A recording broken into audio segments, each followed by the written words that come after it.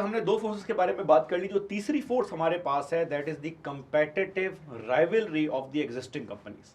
देखें, पोर्टर ने साथ में एक बात ये भी बोली, आपकी प्रॉफिटेबिलिटी इस बात पे भी डिपेंड कर रही है कि आपके जो कंपेटिटर्स हैं उनमें कितना विजडम है।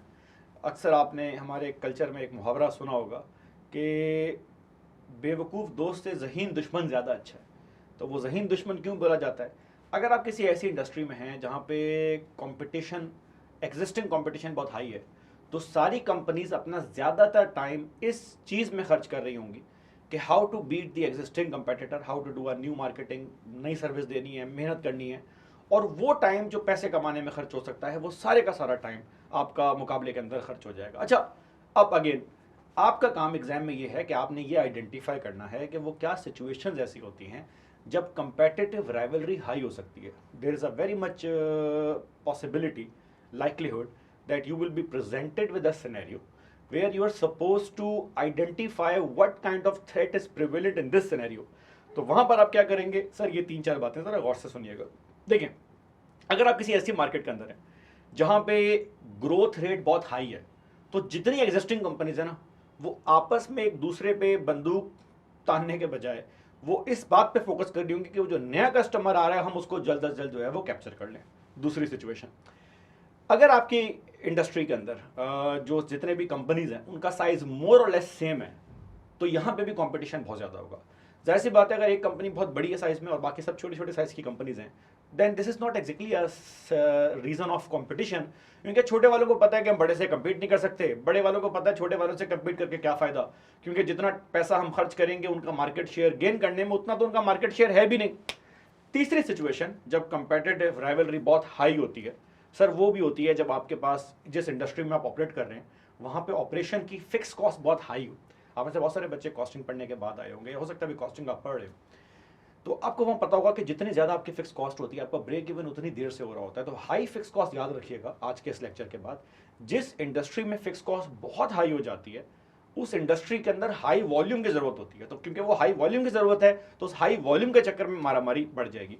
सर चौथी सिचुएशन जब राइवलरी बहुत हाई हो सकती है इज जब आपके जो कस्टमर्स हैं, आपके और आपके कंपेटिटर के जो कस्टमर है, कॉमन जो आपकी मार्केट है, अगर उन कस्टमर्स के लिए अपना सप्लायर चेंज करना, आपको चेंज करना आसान है, तो आपकी कंपनी एक दूसरे के साथ कंपीट कर रही होंगी।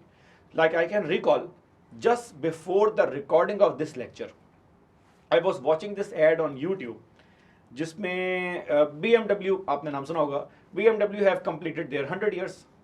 तो मज़े की बात है कि उनके 100 ईयर्स पूरे होने पे मर्सिडीज बेंज जो उनका डायरेक्ट कंपेटिटर है, they have placed an advertisement, और उस एड में उन्होंने कॉन्ग्रेचुलेशन दिया BMW को, लेकिन साथ में उन्होंने थोड़ा सा एक लाइन भी बोल दी कि you congratulation for completing 100 year but the last 30 and 40 years were very boring. और साथ में फिर उन्होंने अपनी जो है वो गाड़ी और अपनी ब्रांडिंग जो है वो मार्केटिंग करना स्टार्ट की। और साथ में उन्होंने एक बात और भी बोली that you might have completed 100 years but हमें 100 साल से ज़्यादा हो चुके हैं, क्योंकि उनको ये बात पता है कि जो कस्टमर BMW बाय कर रहा है, क्योंकि वो same class, same income class का कस्टमर है, तो this is very much possibility कि वो हमारा प्रोडक्ट छोड़ के या BMW छोड़ के मर्सिडीज बेंज बाय कर ले या बेंज छोड़ के BMW बाय कर ले। तो क्योंकि कस्टमर के लिए स्विच करना आसान है, तब भी कंपटीशन बहुत होगा।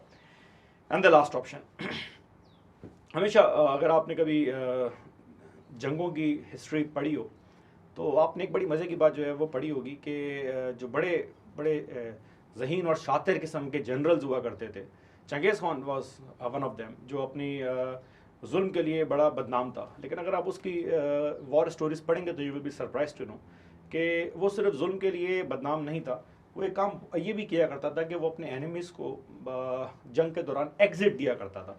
एग्जिट क्यों दिया करता था? क्योंकि अगर आपका एनिमी खौफ खा के भाग जाता है तो आपको फाइट किए बगैर ही जो है वो विन मिल जाता है। तो ज़रूरत नहीं है कोई जुल्म करने की और अपनी फोर्सेस की एनर्जीज़ को वेस्ट करने की। तो he was trying to do the same thing. जिस फील्ड के अंदर, जिस इंडस्ट्री के अंदर एग्जिस्टिंग कंपनीज के लिए एग्जिट मारना बड़ा महंगा पड़ रहा है, it's very expensive for them to exit the market, तो उनके पास वहाँ कोई ऑप्शन नहीं होता देन टू फाइट बैक। तो वही वाला विजडम आपने यूज़ करना है जो बहुत सारे जनरल यूज़ कर रहे होते हैं कि जब आप किसी के लिए एग्जिट मुश्किल बना देते हैं, राइवलरी इंटेंस हो जाती है। तो जब भी वो लोग एग्जिट आसान बनाया करते थे कि आप मार्केट से भाग जाएं, तो याद रखें कि 3-4 सिचुएशंस हैं जब कंपेटिटिव राइवलरी बहुत हाई होगी। ऑब्वियसली अगर ये सारी सिचुएशन एग्जिस्ट नहीं करती तो सारी एग्जिस्टिंग कंपनी ठंडी होकर बैठ जाएंगी और किसी किस्म की परेशानी का सामना नहीं करना पड़ेगा। सर अगली फोर्स पे मूव करते हैं।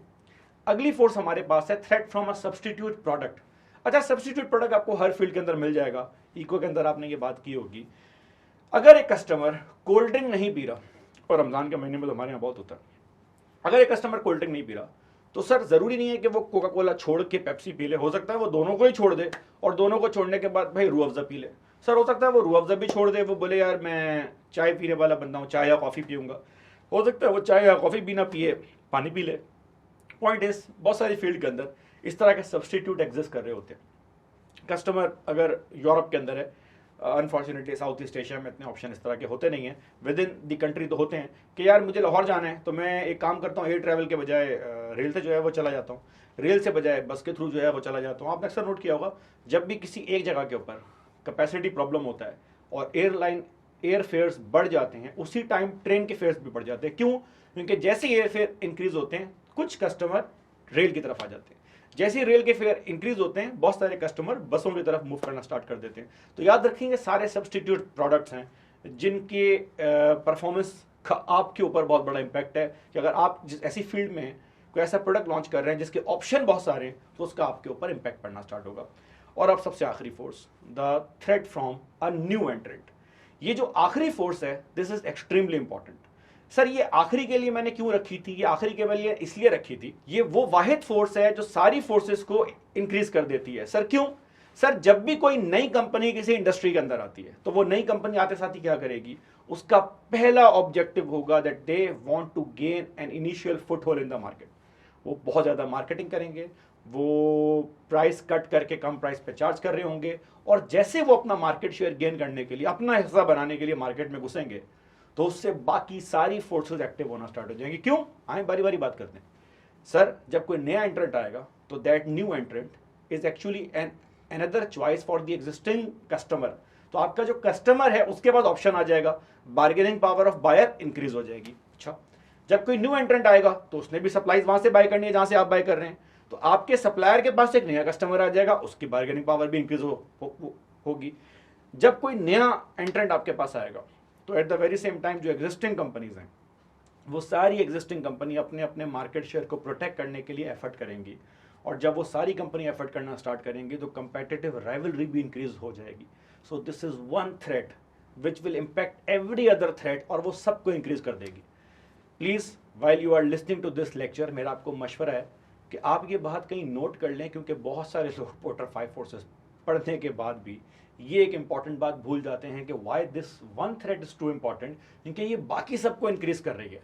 अच्छा, अब ये जो थ्रेट फ्रॉम न्यू एंट्रेंट है, नीडलेस टू से now this is extremely important. तो आए जरा आगे बढ़ें और ये देखें कि ऐसा क्यों है कि थ्रेट फ्रॉम न्यू एंट्रेंट हमारी बाकी चीज़ों के ऊपर इंपैक्ट डालना स्टार्ट करती है और हमें इस थ्रेट को रोकना है। इनफैक्ट बहुत दफ़ा एग्जामिनर आपसे ये बाकायदा अलग से सवाल पूछ चुका हुआ है कि what can we do to stop a new entrant. तो हमें न्यू एंट्रेंट को ना किसी भी फील्ड में आने से रोकना है। Now you are suppose to think like an old company, you are not suppose to think like a new company. तो हमारे नेक्स्ट टॉपिक की तरफ मूव करते हैं which is barriers to entry.